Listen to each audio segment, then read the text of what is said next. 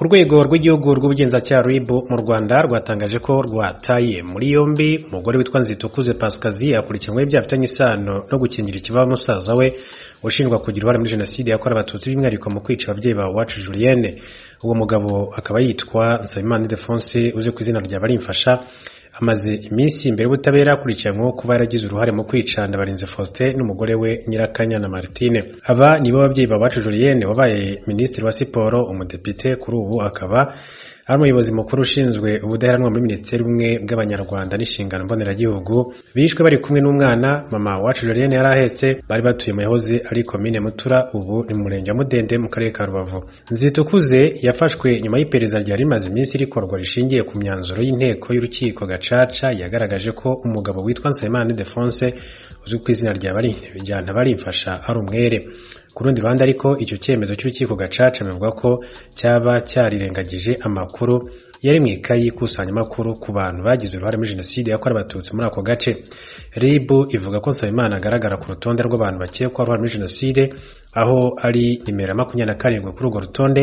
Iyo akaba ari imwe mu mpamvu yatumye akekwa. Amakuru igihe yamenye ngo mu gihe cy'ikusanyamakuru kuri jenoside mu gihe cy'inkiko gacaca muri 2006, Nsabimana amaze kumenya ko hari amakuru yamutanzweho kubera uruhare yagize muri jenoside yakorewe abatutsi, yahise atoroka ngo abigiriwemo inama na mushiki we ajya muri Repubulika ya Demokarasi ya Kongo. Icyo gihe kandi ngo yari amaze kumenya ko ari ku rutonde rw'abakekwaho kugira uruhare muri jenoside. Guhera icyo gihe ntiyongeye kugaruka mu Rwanda kugeza muri Mutarama 2023 ubwo yagarukaga, ari nabwo yahise afatwa. RIB yahise itangira iperereza, Nsabimana arabazwa, dosiye irakorwa yoherezwa mu bushinjacyaha, mwibazwa kandi hifashishijwe abatangabuhamya batandukanye. Iki kinyamakuru cyamenye ko dosiye ya Nsabimana igeze imbere y'urukiko. Abamwunganira n'abo mu muryango we ngo bagaragaje imyanzuro y'inteko y'urukiko gacaca igaragaza uyu Nsabimana nk'umwere. Imyanzuro y'inteko y'urukiko gacaca kandi yagize umwere Nsabimana yaje gutangwa mu bushinjacyaha itanzwe n'abarimo mushiki we Nzitukuze Pascasie uyu watawe muri yombi. RIB ivuga ko iyo nyandiko umwimerere wayo waje gukemangwa bituma ijyanwa muri laboratoire y'ibimenyetso bya gihanga byifashishwa mu butabera Rwanda Forensic Laboratory.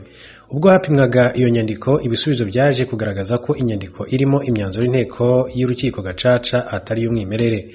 Uwo mugore uri mu bayitanze yaje gutabwa muri yombi, aho yafashwe ku itariki 22 Nyakanga 2023, yafatiwe mu kagari ka Gikombe, umurenge wa Nyakiriba, akarere ka Rubavu. Umuntu utashatse ko amazina ye amenyekana yabwiye igitangazamakuru ko Barimfasha atagarutse ku bushake bwe. Yagize ati, erega uriya Barifasha ntabwo yagarutse mu Rwanda ku bwende bwe, ahubwo nuko nta yandi mahitamo yari asigaranye usibye kuza mu Rwanda. Nubwo yaje bamuhungisha abasirikare b'abanyekongo, ati bari bagiranye ibibazo by'amafaranga hanyuma aza gufungwa. Ati mushiki we yaje gushaka uko amucikisha afatanyije n'abandi bantu bo mu muryango bo ba hafi, bamukura muri gereza ya Munzenze, asanga ntandi mahitamo afite usibye kugaruka mu Rwanda.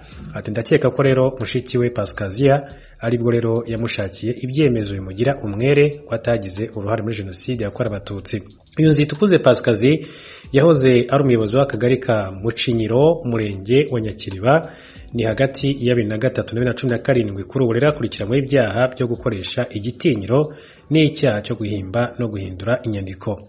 Bivuga ko Nzitukuze Pascasie kandi yifashishije umwanya w'ubuyobozi yari afite kugira ngo abone imyanzuro y'inteko y'urukiko gacaca igaragaza ko musaza we witwa Nsabimana Ildefonse ari umwere. Ashobora rero gufungwa imyaka igera kuri 7. Nzitukuze kuri ubu afungiye kuri sitasiyo ya RIB ya Gisenyi mu karere ka Rubavu, mu gihe dosiye ye iri gukorwa n'uru rwego kugira ngo ruyishyikirize ubushinjacyaha. Ibyaha akurikiranyweho bihanishwa igifungo cy'imyaka 5 ariko itarenze imyaka 7 niyazaba ya miliyoni 3 z'amafaranga y'u Rwanda, ariko itarenze miliyoni 5 z'amafaranga y'u Rwanda kuhamijwe icyaha cyo gukoresha igitinyiro, guhimba, guhindura cyangwa se gukoresha inyandiko mpimbano. Byo ubihamijwe ahanishwa igifungo kitari munsi y'imyaka 5 ariko kitarenze imyaka 7. Acibwa kandi amande ya miliyoni 3 ariko zitarenze miliyoni 5 z'amafaranga y'u Rwanda. Umuvugizi wa RIB Dr Murangira Bitseri yavuze ko abaturage bakwiye kwirinda gukoresha igitinyiro cyangwa se inyandiko mpimbano ndetse n'ibindi byaha. Ati RIB rero iributsa abaturarwanda ko itazihanganura ari we wese ukora icyaha nk'iki cyo gukoresha igitinyiro n'icyaha cyo guhimba cyangwa se gukoresha inyandiko mpimbano yitwaje umwanya arimo, inibutsa abantu ko ari ibyaha bihanwa n'amategeko ko bakwiye kuba babyirinda. Amakuru tuhere kwavugwa hirya no hino ku isi. Mu burasirazuba bwa Repubulika ya Demokarasi ya Kongo, umusirikare yaraye asutse urusasu ku baturage bari baje gushyingura umwana we, yica abantu 13 barimo abana 9. Byatangajwe n'inzego z'igisirikare n'iz'ubutegetsi zaho byabereye mu cyaro cy'ahitwa Nyakova mu nkengero z'ikiyaga cya Albert muri province ya Ituri yo mu ntara ya Kivu y'Amajyaruguru. Umuvugizi w'igisirikare muri iyo ntara, Jules Ngongo, yabwiye ibiro ntaramakuru by'Abongereza Reuters kuri telefoni ko amatsinda y'abasirikare yatangiye gushakisha uwo mugabo kandi batangiye iperereza ku byabaye. Uwo mugabo utatangajwe izina ni umwe mu basirikare ba leta ya Kongo barwanira mu mazi. Umuyobozi w'agace byabereyemo, Oscar Baraka Mugwa, yemeje ko abantu 13 barimo abana 9 baguye muri ubwo bwicanyi, avuga ko uwo musirikare yari yarakajwe n'uko abaturage bari bagiye kumushyingurira umwana atarahagera. Umuherwe Elon Musk uherutse kugura urubuga rwa Twitter yatangaje ko ateganya guhindura ikimenyetso cy'inyoni cyari gisanzwe kiruranga agashyiraho ikinyuguti ya X. Iri ni ryo vugurura rikomeye azaba akoze kuri urubuga kuva ruguze miliyari 44 z'amadolari y'Amerika umwaka ushize. Nk'uko yakomeje kubyandika kuri urubuga uhereye saa 6 za nijoro hano muri Amerika, yavuze ko ateganya gukorera ivugurura uhereye ku wa mbere.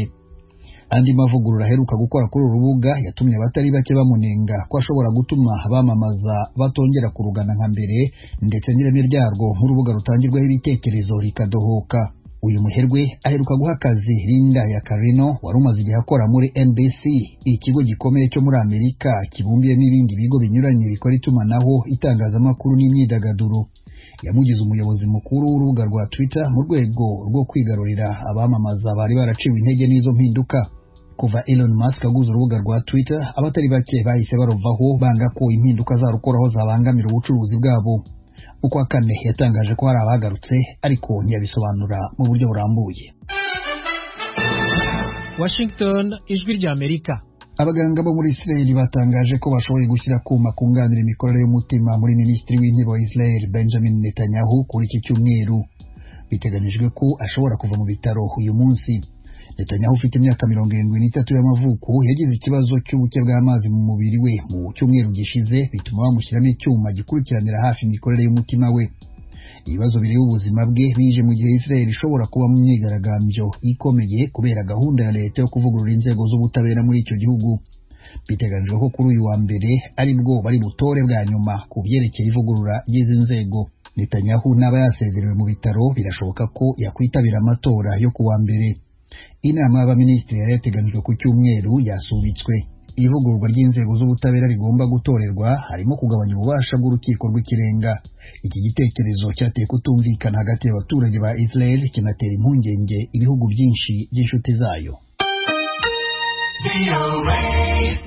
Mu Bugiriki, abakora ubutabazi bashoboye guhungisha abantu 19,000 bari bibasiwe n'inkongi y'umuriro imaze iminsi 6 yadutse mu bice bitatu bitandukanye by'igihugu.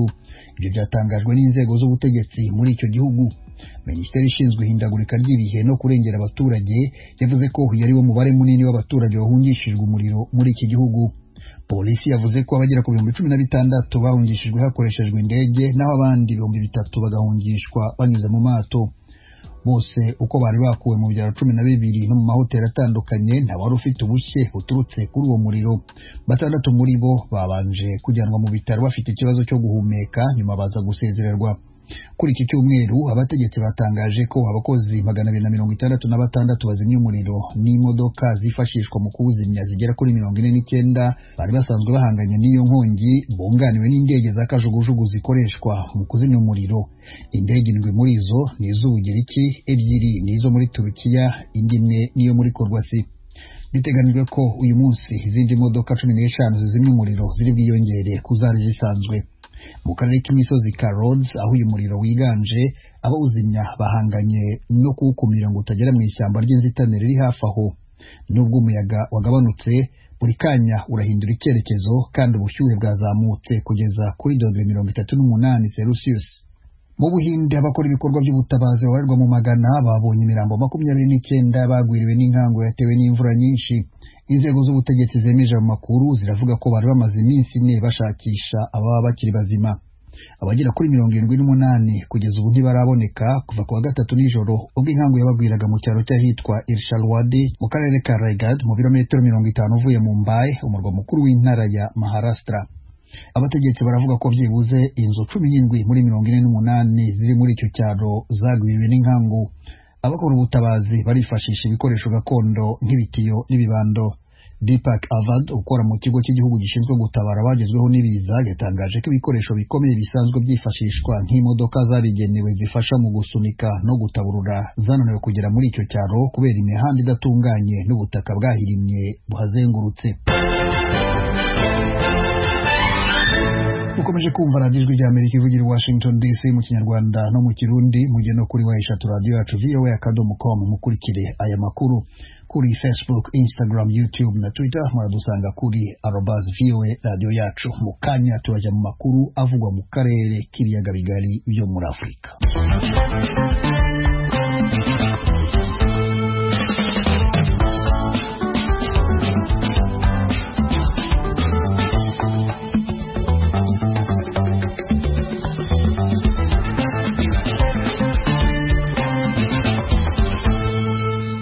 Mu biyaga bigari duhereye mu Burundi, aho abahinzi b'ibiti bivamo amavuta y'amamesa mu ntara ya Nyanza-Lac na Rumonge bishimiye igihingwa gishya cyitwa patchouli batera mu mirima yabo kikabafasha kurinda umusaruro. Ariko igiciro ku kiro cya patchouli kiracyari gito. Inkuru ya radiyo ijwi ry'Amerika ifatanyije n'abanywanyi bayo mu Burundi tugezweho na Thierry Ndayishimiye uri i Kigali mu Rwanda. Intara y'Imbo na cane cane mu makomine ya Rumonge na Nyanza-Lac abahaba benshi batunzwe n'uburimyi bw'ibigazi. Aho hambere mu matongo nka yose wasanga ateyemwo ibigazi, bikaba ari navyo byatunga umuryango kuko atakindi barima. Nyanitongo yahitamwo kurikotesha bakamuha amahera icarimwe canke akajera c'ibigazi akenga amavuta hanyuma akayadandaza